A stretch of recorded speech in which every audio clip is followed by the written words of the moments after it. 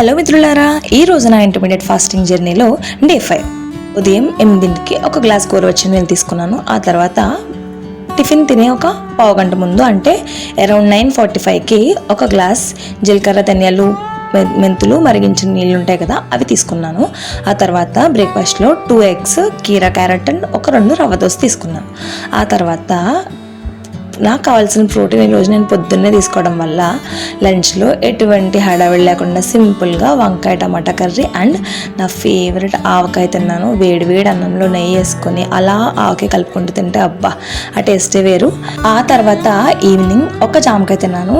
ఒక జామకాయలో మనకి రోజు కావాల్సినంత విటమిన్ సి ఉంటుందంట. కానీ ఇదేమి పునుకులు బజ్జీలు కాదు కదా, ఎంతో ఇష్టంగా తినడానికి అలాగే కష్టపడుతూ ఏదోలా తినేసా. ఆ తర్వాత నైట్కి ఇలా బీట్రూట్ పులావ్ చేశాను. ఒక్క బీట్రూట్ యాడ్ చేశాను, అందుకని అంత డార్క్గా లేదు. మనం ఏ బ్రాండ్ ఆయిల్ యూస్ చేస్తున్నాం అనే దానికంటే మనం ఎంత క్వాంటిటీ ఆయిల్ యూస్ చేస్తున్నాం అనే దాని మీద మనం ఎక్కువ శ్రద్ధ పెడితే మన హెల్త్ అనేది చాలా బాగుంటుంది. మార్కెట్లో ఈ మధ్య రిఫైన్డ్ ఆయిల్స్ యూస్ చేయకండి, కోల్డ్ ప్రెస్డ్ ఆయిల్సే యూస్ చేయండి అని చెప్తున్నారు. బట్ అవి అందరికీ బడ్జెట్లో ఉండకపోవచ్చు. సో దానికోసమే ఒక చిన్న టిప్ షేర్ చేస్తున్నాను.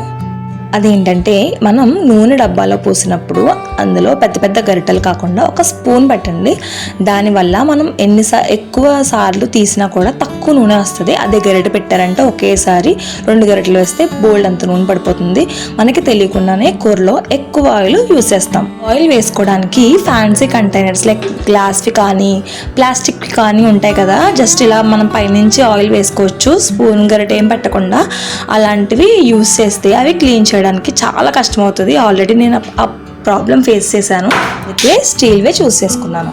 మనం ఎప్పుడైనా ఆయిల్ ప్యాకెట్ ఓపెన్ చేసినప్పుడు ఈ ప్యాకెట్ ఒక 10 days వాడాలి లేకపోతే 15 days వాడాలి అని పెట్టుకుంటే కూడా మనం ఆయిల్ తక్కువగా యూస్ చేస్తాం. ఇది నాకు వర్కౌట్ అయింది.